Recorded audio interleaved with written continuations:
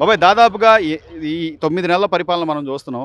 ఎలా ఉంది చంద్రబాబు గారు వచ్చాక ఏంటి పరిస్థితి ఎలా ఉంది? పెన్షన్లు బాగానే వస్తున్నాయి టయానికి. పరిపాలన బాగానే ఉంది మాకు తెలిసినోడికి. రోడ్లు కానీ రోడ్లు అన్ని గుంటలో బాగు చేశారు. ఇంకెక్కడన్నా ఒకటి అరా ఉంది, అంతా బాగానే. ప్రయాణం మాత్రం చాలా సుఖాంతంగానే ఉంది.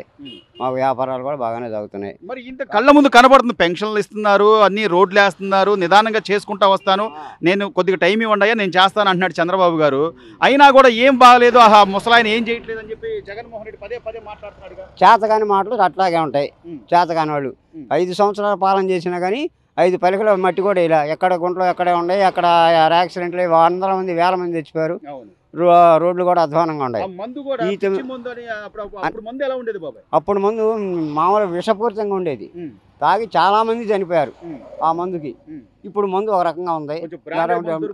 10 రూపాయలు ఎక్కువైనా బ్రాండెడ్ మందు దొరుకుతుంది, బాగానే ఉంటుంది పాలన అంతా.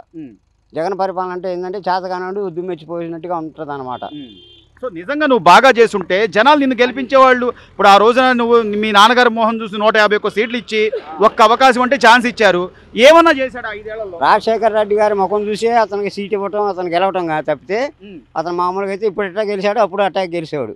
ఏదో ఒకసారిగా అనుకూలమైన అవకాశం ఇవ్వమన్నాడు, ఇచ్చారు. ఇచ్చినందుకు దుర్భరంగా తయారు చేశాడు రాష్ట్రాన్ని. సో ఇంకా కళ్ళ ముందు కనబడుతుంది గత 5 ఏళ్లలో అప్పులు కానీ లేకపోతే పడ్డ ఇబ్బందులు కానీ అవన్నీ చూస్తా కూడా ఇంకా ఏం చేయలేడు చంద్రబాబు వల్ల కాదు, నేనే వస్తా బట్టలు ఉపదేశం నిలబెడతా అని చెప్పి మాట్లాడతాను. చేతగానోడు బట్టలు తెచ్చామో తప్పితే ఇంకేం చేత ఇది? చేతగాని పాలన అలాగా ఉంటుంది. ఇళ్ల స్థలాలను ఇచ్చాడు ఇంతవరకు ఎన్నో పిల్లలు కూడా లేచి ఎట్టాగే తుప్పుపట్టి దుమ్ముపట్టి పని. అమరావతిలో చూస్తే 1000 కోట్లు నష్టం అండి. సిమెంట్ పోయింది, ఇసుక పోయింది, మరి ఎంతో నాశనం అయిపోయింది. ఆ రోడ్లు కూడా తవ్వేసుకొని మట్టి కూడా కోట్ల రూపాయలు వెనకేసుకొని అమ్ముకున్నారు తప్పితే బాగు చేసింది ఏమీ లేదు. ఈ రోజు మీరు కష్టపడి మీ చేతి వృత్తులతో మీరు కష్టపడి 1 రూపాయి సంపాదించుకుంటున్నారు.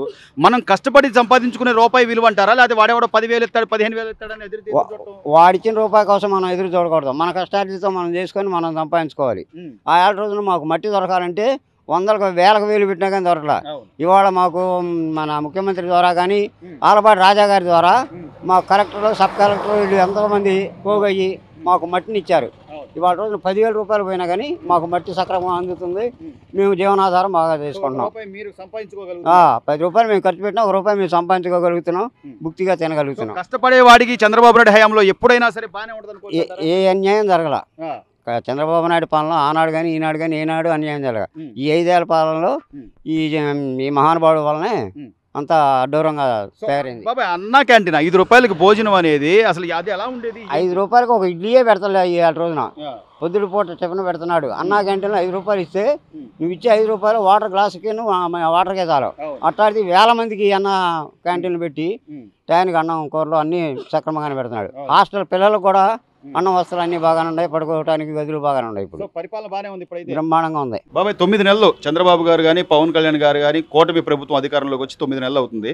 ఎలా ఉందంటారు ఇప్పుడు పరిపాలన పరిస్థితి ఏంటి? పరిపాలన బాగానే ఉంది. బాగానే ఉందా? మరి చంద్రబాబు గారు అంతా దొంగ హామీలు ఇచ్చి వచ్చాడు అని చెప్పి జగన్ గారు పదే పదే చెప్తున్నాడుగా, ఏం చేయలేకపోతున్నాడు ఆ ముసలాయన, ఆ ముసలాడి వల్ల కాదని చెప్పి అంటున్నాడుగా. ఆయన అంటాడు, ఆయన చేస్తేగా. ఆయన అన్ని లంచాలే చేసింది, అప్పులు చేశాడు, అప్పులు చేసిపోయాడు. వీళ్ళు తీర్చలేక దస్తున్నారు. మరి నేను బటన్ నొక్కాను, డబ్బులు ఇచ్చాను, టైం టు టైం నేను బటన్ నొక్కి డబ్బులు ఇచ్చాను అన్నాడుగా. ఆయన ఇచ్చాడు అప్పులు చేసి. ఈయన అప్పులు తీసుకొచ్చి ఇస్తున్నాడుగా పింఛన్లు. 9 నెలల నుంచి పింఛన్లు ఇస్తున్నాడుగా. మొదటి నెల 7 ఏళ్ళు ఇచ్చాడుగా. 1వ తారీఖే వస్తున్నాయి. ఏం కట్ చేస్తలే, ఏం లేదు. 4,000 ఖచ్చితంగా ఇస్తున్నారు. రోడ్లు బాగానే ఉన్నాయి. మరి గుంతలు బూడ్చారుగా, గుంతలు అన్ని జనం పడి చచ్చిపోయారుగా. ఇక్కడ కూడా గుంతల్లో బాగానే ఉన్నాయి. తేడా ఎందుకు లేదు? బాగానే ఉంది తేడా. మే నెల నుంచి ఇస్తా అన్నాడు. అమ్మ ఒడి వ్యవసాయదారులకి అది ఇస్తా అంటున్నాడు. ఏం చేసైనా సరే ఆస్తులు తాకట్టు పెట్టో లేదా రాష్ట్రం తాకట్టు పెట్టో అయినా సరే డబ్బులు ఇవ్వడం కరెక్ట్ అంటావా, లేదా పరిశ్రమలు తీసుకొస్తానయ్యా ఉద్యోగాలు ఇస్తాను కొద్దిగా టైం ఇవ్వండి అని అడుగుతున్నాడు చంద్రబాబు, అది కరెక్ట్ అంటారా? మరి పరిశ్రమలు తీసుకొస్తే డబ్బు వచ్చేది, ఇన్కమ్ రావాలి. ఇన్కమ్ వస్తేనే డబ్బులు అందరికి ఇచ్చేది. చంద్రబాబు గారు చెప్పింది చేస్తాడంటావా? చేస్తాడని చూడాలి. నమ్మకం ఉందా? నమ్మకం ఉంటేనేగా. నమ్మకం ఉండబట్టే అంతేగా. మరి మొత్తం మీద జగన్మోహన్ రెడ్డి గారు ఏమంటాడంటే ఒక సంవత్సరం అయిపోయింది కళ్ళు మూసుకున్నాం, ఇంకో 4 ఏళ్ళు కళ్ళు మూసుకోండి నేను వస్తాను మళ్ళీ అంటున్నాడు. నేను వస్తాను మిమ్మల్ని సాగు కొడతాను అంటాడు. అంతేనా? అంతేగాని ఆయన ఏం చేయలేదంటావు? ఏం చేశారు? అన్నిటికీ అప్పులు తెచ్చి అన్నిటికీ పంచాడు. ఏ పరిశ్రమ చేయలేదు. ఏ రాజధాని 3 రాజధానులు అన్నాడు, అవి పోయినాయి. మరి ఏమి లేదు. సో మొత్తం మీద అయితే ఇప్పుడు కొద్దిగా పర్వాలా కూటమి ప్రభుత్వం అధికారంలో? పర్వాలా, కూటమి ప్రభుత్వం బాగానే ఉంది ఇప్పుడు వరకు.